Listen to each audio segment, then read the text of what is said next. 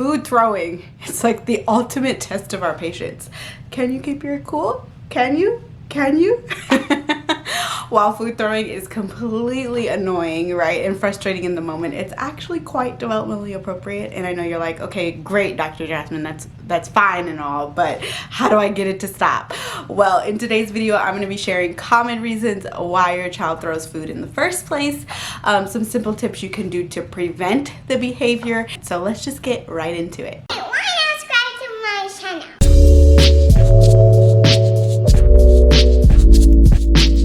So food throwing, actually, believe it or not, is really quite common, especially for the little ones between 6 and 18 months. There's a lot of reasons why.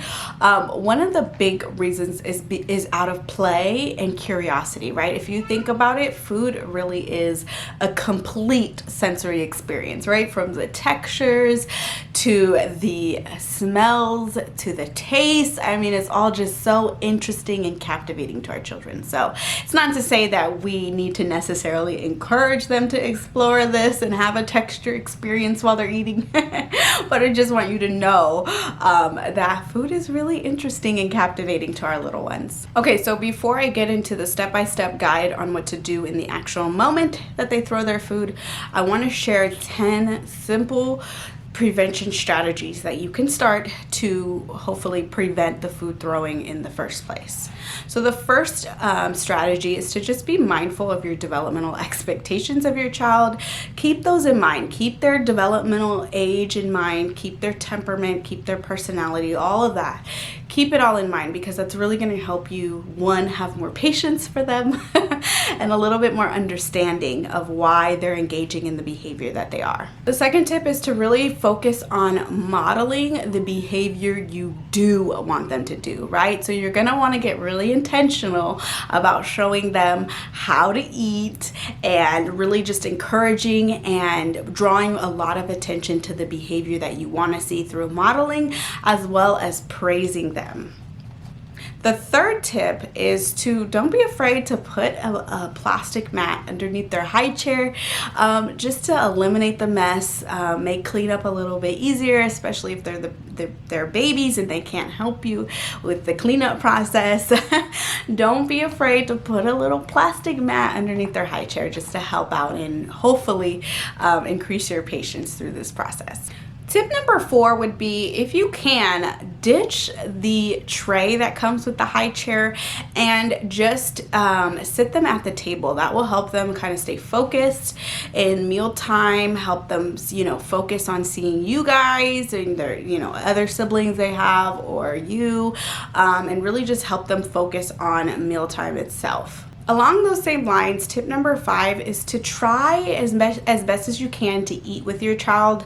Meals are a really great opportunity to connect with them, and I really find that if we're there and we're present with them through this process, it can cut back on the behavioral issues like food throwing if we're right there with them, connecting with them, engaging with them, and kind of, keeping them distracted.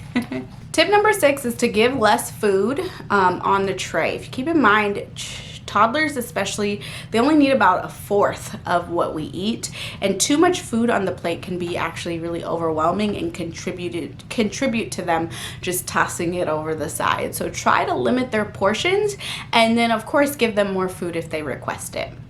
Tip number 7 is to give them a no thank you bowl, or somewhere on their plate or their placemat where they can put the food that they don't want. So whether that's a napkin or a separate plate or a separate bowl, give them the power and control to put whatever they don't want in a separate space, to eliminate them throwing it and tossing it out on the ground. Now, if they are younger and you're not really sure if they kind of understand the concept of the no thank you bowl, or they understand you kind of explaining this process to them, you can guide their hands to gently guide their hands to putting the food in the bowl, and then praise them for that. Great, that's where food that you don't want goes. Good job, you can put it in the no thank you bowl. Tip number 8 would be to put the dog away if you have one, just to cut back on the added fun and reinforcement that comes when our dogs clean up our mess for us. Tip number 9, which I think is really important, is to cut back on pressuring them to eat. I know this is really hard. There can be a lot of fears associated with mealtime and them getting the nutrition that they need. But as much as possible, it's really important to cut back on the pressuring them to eat. And I want you to, instead of focusing on the nutritional value of that one meal, I want you to sort of zoom out a little bit and consider their nutrition across the whole week. That can kind of help you keep it in perspective and hopefully minimize some of that anxiety. I also like to think of it this way.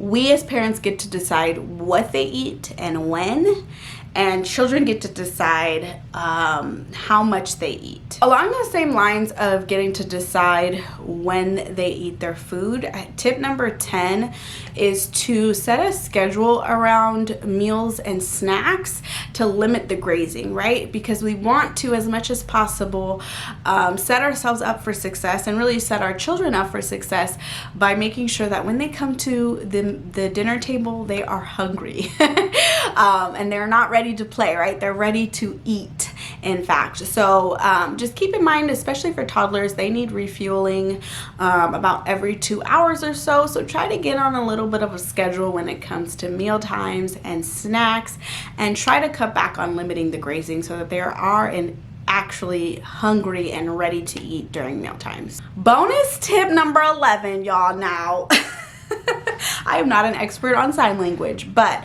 I think for the little ones, especially the babies, it can go a long way in helping them communicate really important signs during meals. So one of the signs is all done, which is like this. You can teach them all done, all done. More, this is more, and this is food. Okay, all done, you're all done. And you can say that, use those words and communicate those signs and really just model it for them until they can pick it up. But all done, more, right? Food. Okay, so you're going to start with small portions on the plate and go, oh, you want some more, okay? Or, oh, you're all done. Okay, that can go a long way in helping them learn communication skills so that they can communicate to you when they're done. Now, keep in mind, if they're playing with their food, they're probably done, but it helps empower them to use those communication skills to limit the food throwing. And so again, going back to my previous tip, be sure to kind of get on some kind of schedule if you're noticing this is an issue for you, and try to limit the grazing so that, in fact, when they show up to mealtime, they are hungry. All right, that's it for today's video. Be sure to give this video a big thumbs up, and I will see you guys in the next one. Bye.